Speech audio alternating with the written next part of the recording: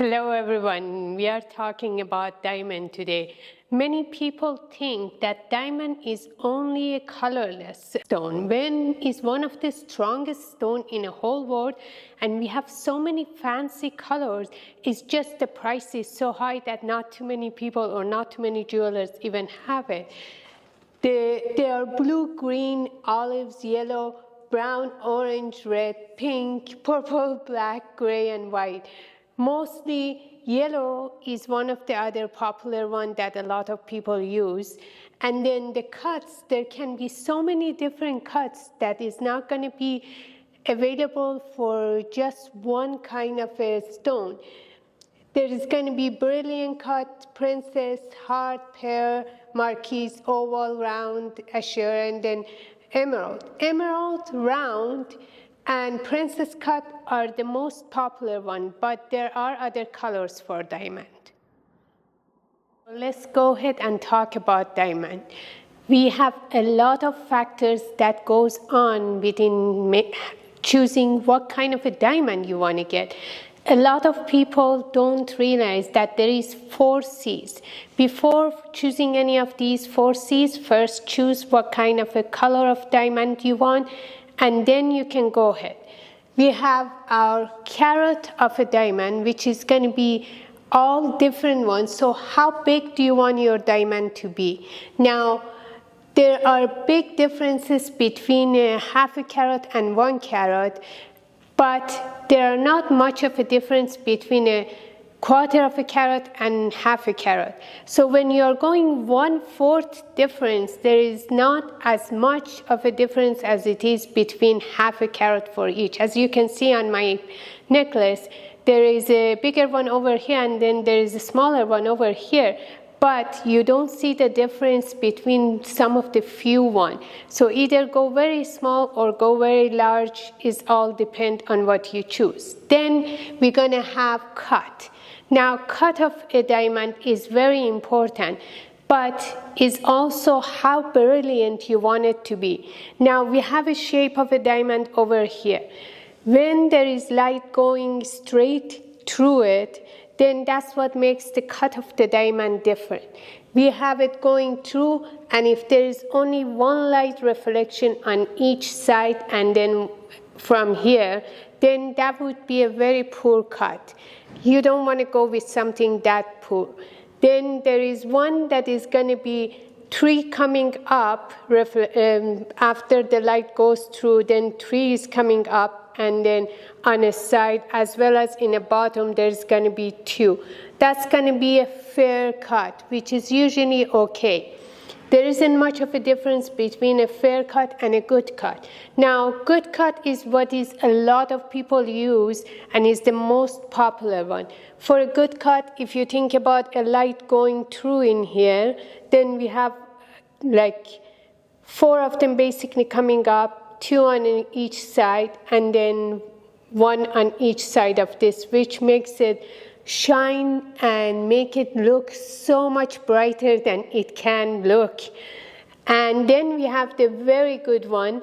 The same thing again, when it's going down here, there's going to be 3 light in the middle, 2 on this side, and then there is nothing from this sides coming out, which means again is very good and very bright. But then if you go for a very good cut, which is excellent, that would be kind of hard to find, but this is still a very good one to look at. The price for the excellent cut is very high, and that's when the light goes through, and then the reflection would be all on a very top part of it. There's absolutely nothing in the bottom, and the amount that is coming up is about like 6 of them is going to be on a very top, and then 2 from the sides, the measurement for it. Then we're going to have to go to the clarity and color. For these ones, you're going to have to choose between any of the colors and the clarity. Now for the clarity, we are looking at FL or IF, and then VVS, and then VS, SI, and I. Between FI and FL, there isn't much of a difference. Then between VVS1 and VVS2, there isn't much of a difference as well. So as you can see, all of them are something that you have to choose how you want it to be. Now, a lot of time you can't see the dots in there. So you have to have a microscope to see it if you want to do that. Now, to do something like that, if you have a pen on your hand, then you can see if I'm going to go and put only nothing in it, then it's IF. And if I'm going to put a very small dot inside the diamond, you can barely see it. That's still a very good one, which is very, very slightly inclusion on it. Then if you're going to go any more than 1 or 2, then it's going to be a VS1 or VS2. So if I'm going to put 3 of them, as you can see, it's going to be a little more visible. Now these 3 can be any part of the diamond. It doesn't have to be on one part. For a SI, there's going to be a couple of more, and for a I, there's going to be almost full of inclusions. So I wouldn't recommend, because it has so many different color on it, inclusion in it, that is going to be hard to even see the reflection coming out. And it might be even visible to naked eye. But for any of these guys, again, the price is going to be something that you have to think about. That was for the clarity. Now for the color, we're going to have to think how much of a clear diamond you want. You're going to start with something that is a DEF, which is again very, very good, which means it's going to look almost like a glass, very bright and very nice. And then you have a GHIJ, is just a little bit different than a FI, but is one of the stuff that you can still work with. This one is the most popular one. So between G and J is the most popular one. KLM is very slightly yellow, but it's very slightly that you cannot see it very, obviously if it's in a smaller kind of a diamond. You can definitely see it on a bigger diamonds like this guy, but you won't be able to see it in something that is smaller than a half a carat. Is very hard to see.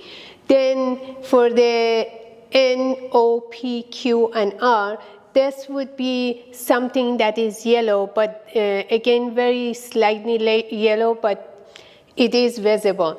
Anything after that that you can see is almost like a yellow diamond. It doesn't even count as a diamond so much, and people will question if it's a diamond or if it's another stone. So I will never recommend you to go that far. And then I also won't recommend you to stick around this unless your budget lets you go ahead. Now, all of these factors are different, and so combining all of these factors are going to make you know what you want to do and what price you would like to do. And that would be something that you want to work with. For the certification, that's one of the most important things. So whenever you buy a diamond, no matter if you're buying it from someone who is selling it as a second hand, is a brand new from other country, always ask for the certification. Certification is the IGL, AGS, those are the very important part. And now, since you know the shape, you know the color, you know what you want, the 4C is what makes the price more important than anything else.